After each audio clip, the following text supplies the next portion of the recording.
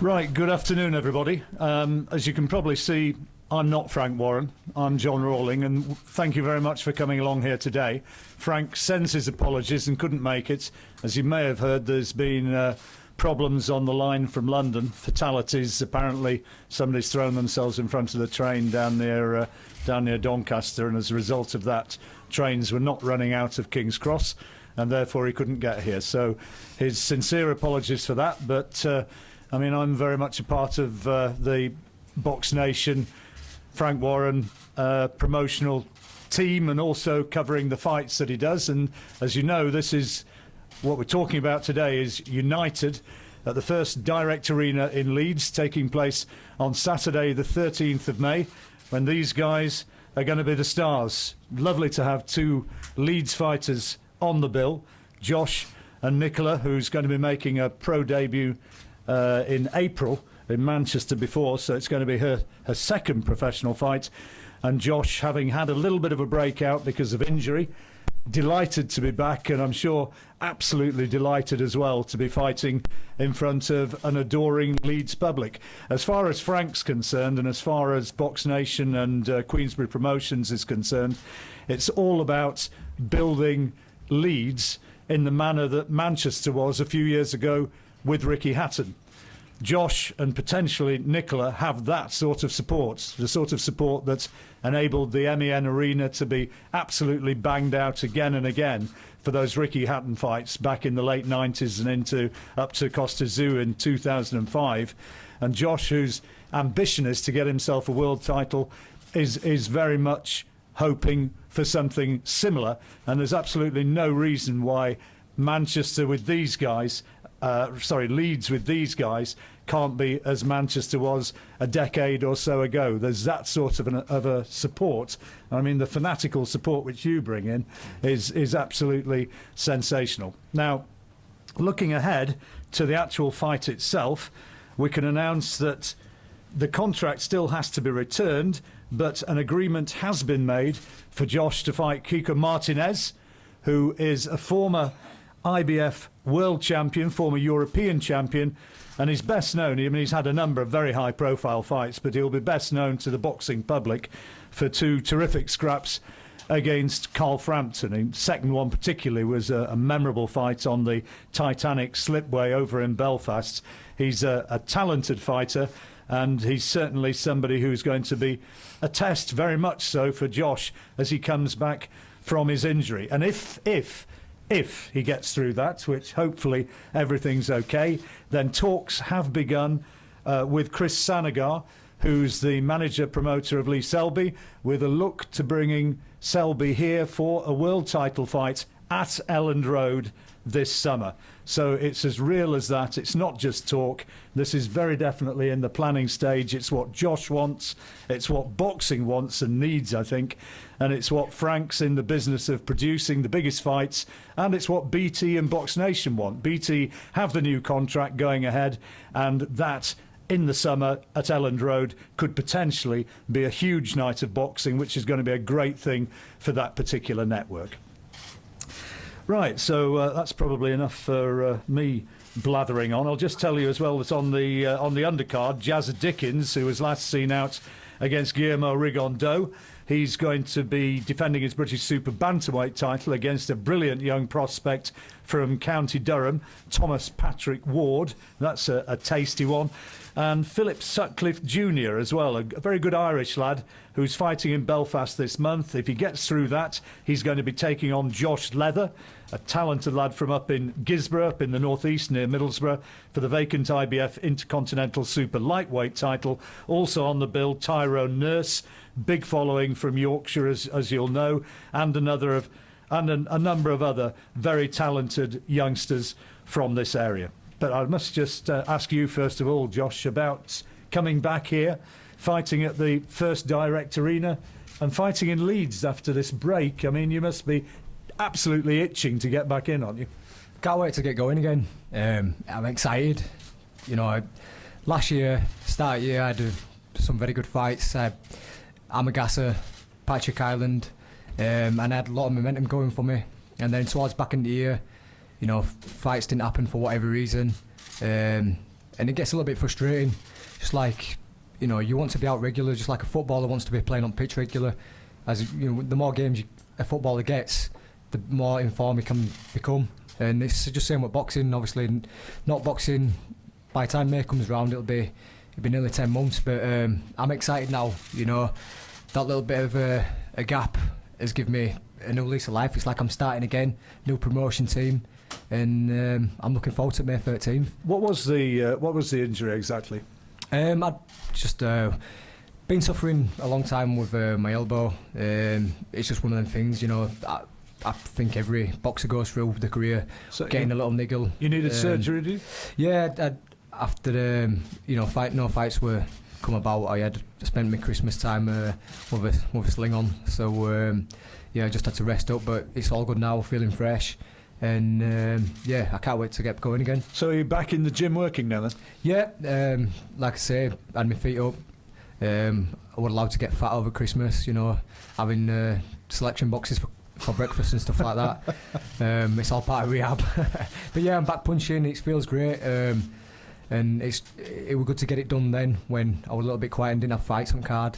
So now it's a full charge, I'm all good to go, I'm 100%. And this next couple of years I really want to put myself there and get a world title. We've been talking about it for so long now, you know. I get bored about hearing it myself, but I'm desperate to get a world title and, you know, get back out in May 13th.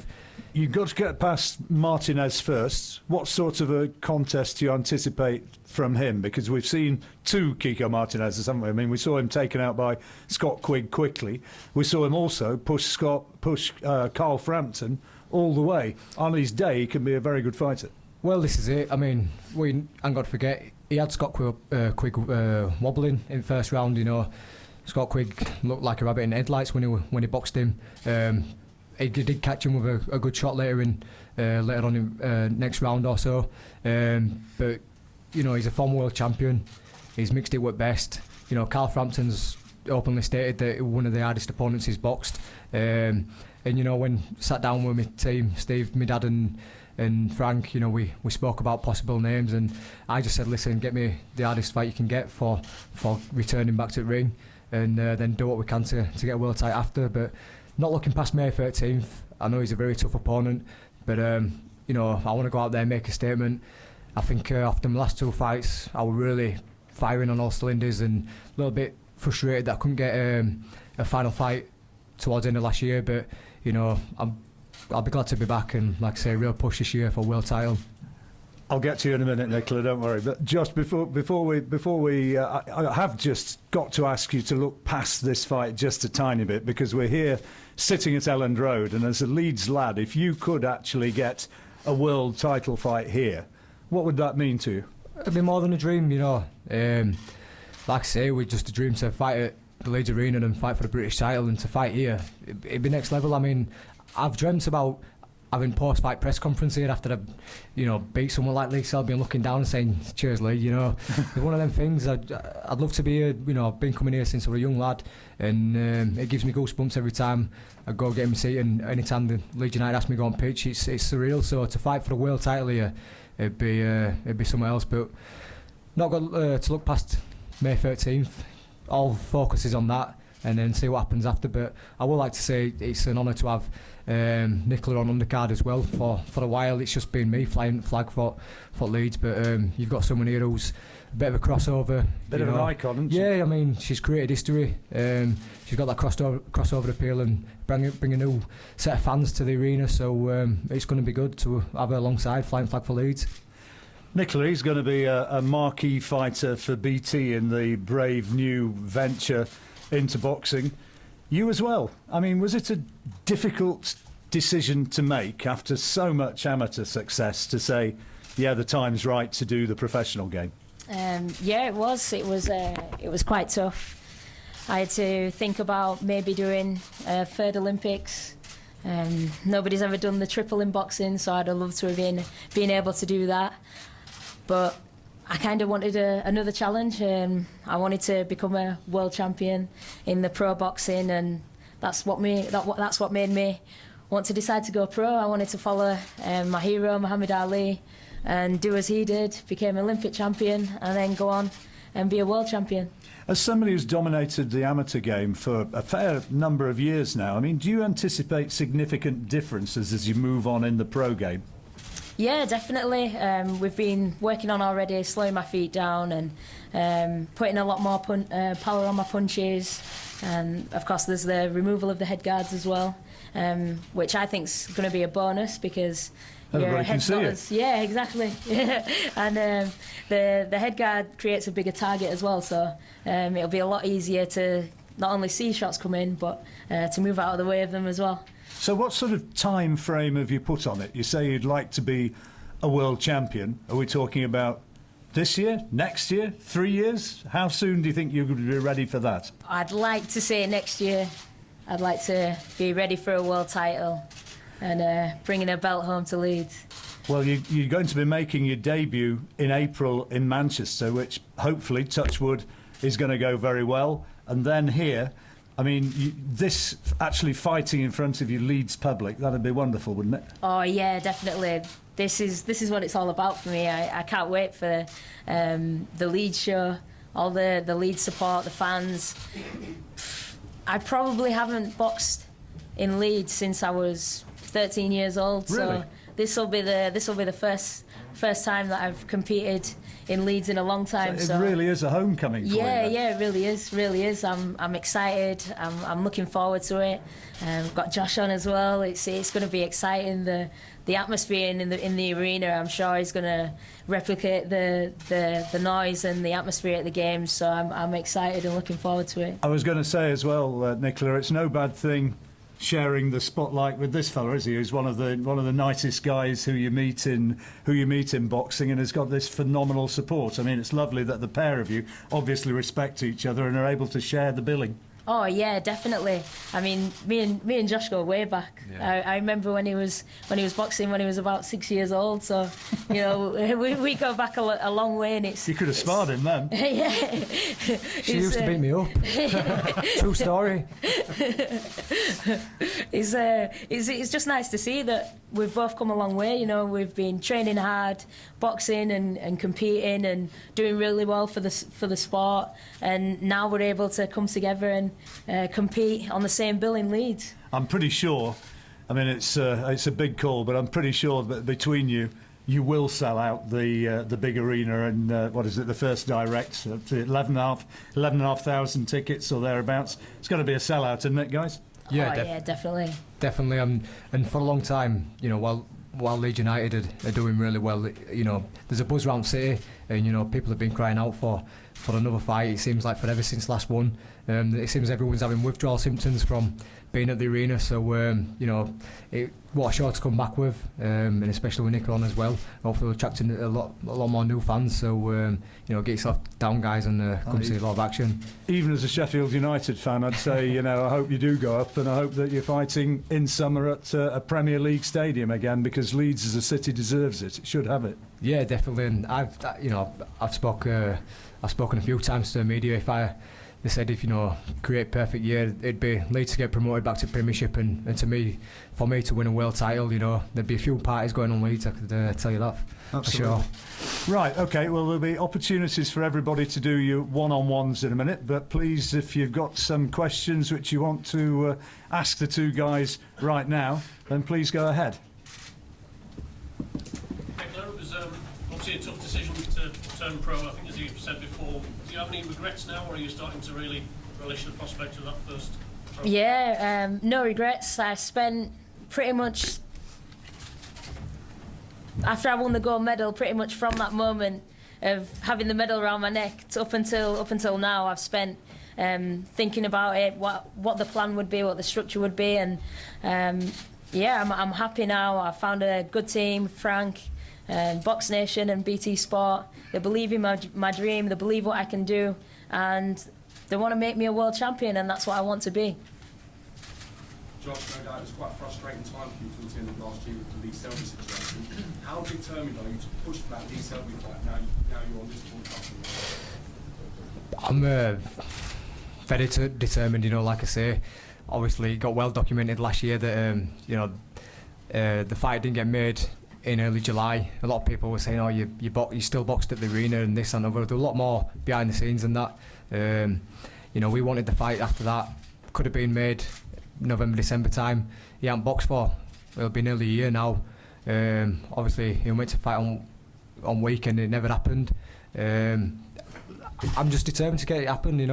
I'm sick of hearing his name and people saying when's it going to happen, because I'd love nothing more. And a few people have said, "Oh, you don't want the fight, this and other." Listen, if the contract gets put to me tomorrow, I'd sign it, no problem.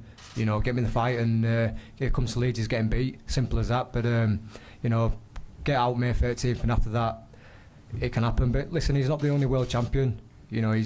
I've probably got more of a call than him. I bring the support to the table.